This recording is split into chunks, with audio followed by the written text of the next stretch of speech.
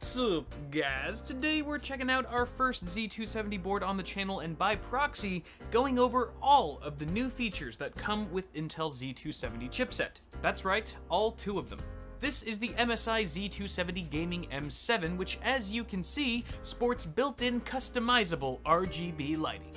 Then again, so does this coffee mug holder, but rest assured there are bigger features than dancing LEDs afoot, so let's see what this new board and chipset have to offer.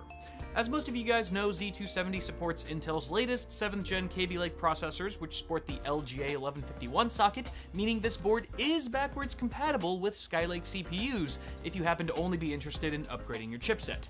One of the main draws of Z270 is that it packs 4 more PCIe Gen 3 lanes than Z170, giving you 24 lanes via the chipset alone.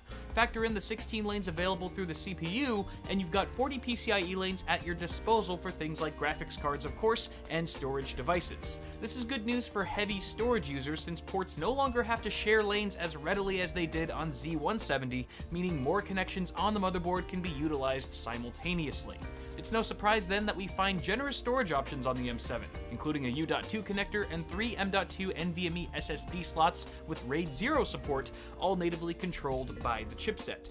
One of the slots even includes a metallic shield with thermal padding underneath to help reduce heat and thermal throttling, which can be an issue for certain M.2 SSDs. When they become available, this is also where you could slot in an Intel Optane drive to be used as a cache for super fast access times. As of now, this high-speed caching feature is only supported by Z270, though most modern chipsets will allow Optane to be used as a regular storage device. Staggered about the M.2 connectors is a trio of reinforced PCIe by 16 slots, which support 2-way SLI and 3-way Crossfire, and apart from 4 DIMM slots supporting up to 64 gigs of DDR4 at 4000 MHz overclocked, you get 6 SATA 6 ports, a pair of USB 2 and 3.0 headers, and another welcome addition found on select Z270 boards, a USB 3.1 header for chassis that are fitted with front panel USB Type-C. Granted, there aren't many right now, but with onboard integration, hopefully we'll start to see more cases shipped this year with our new favorite reversible port. Next to the surface-mounted power and reset, you'll find an overclocking knob, with incremental levels of aggressiveness for automatically increasing the voltage and frequency of your CPU. With the system powered off, I set the dial somewhere on the uppity scale, and upon my next boot, my 7700K was clocked at a stable 5 GHz at 1.382 volts. If you find the knob inconvenient, users have the option to auto-overclock from within the BIOS as well, which is just as quick and easy. Some other onboard mentions include a debug LED, 6 PWM fan headers, and a 4-pin RGB header for 50/50 LED strips that can be controlled in the MSI Gaming app. As you might have guessed, this also controls the onboard LEDs with a number of effects to choose from, and don't worry, you can disable them entirely if you like. Color accuracy of the LEDs is spot on with certain colors and way off with others, so it's too bad the desktop app only lets you choose between 7 preset colors. When the lights are off, however, I do appreciate the M7's color neutrality for a stealthy, subdued appearance. MSI's Mystic Light app lets you play RGB God from your smartphone or tablet, though the app wasn't finding my PC for some reason, so I couldn't try it out firsthand. On the bright side, MSI's apps support a growing list of third-party RGB products that can be synced in harmony for a cohesive color scheme.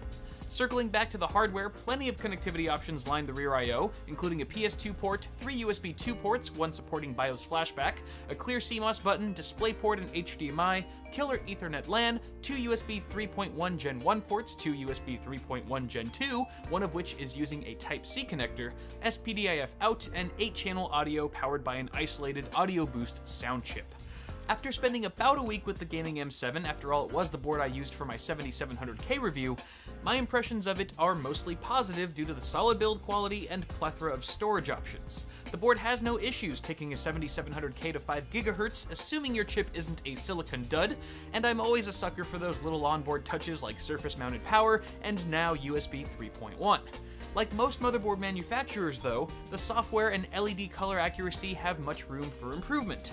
Also, at around $250 MSRP, there are definitely cheaper Z270 motherboards out there, so if you don't think you'll be using most of these features, I would suggest looking at MSI's Gaming M5 model, or at least some of the other entry-level offerings from other manufacturers. Otherwise, this board brings a lot to the table that should satisfy the needs of most modern-day enthusiasts. But that is going to do it for this first look, guys. Feel free to share your thoughts on the board in the comments below, and also let me know if there's a Z270 board out there that you currently have your eye on. Also, feel free to toss me a like on the video if you enjoyed it. As always, I'm Kyle with Bitwit. Thank you guys for watching. Subscribe to the channel if you haven't already, and I will see y'all in the next video.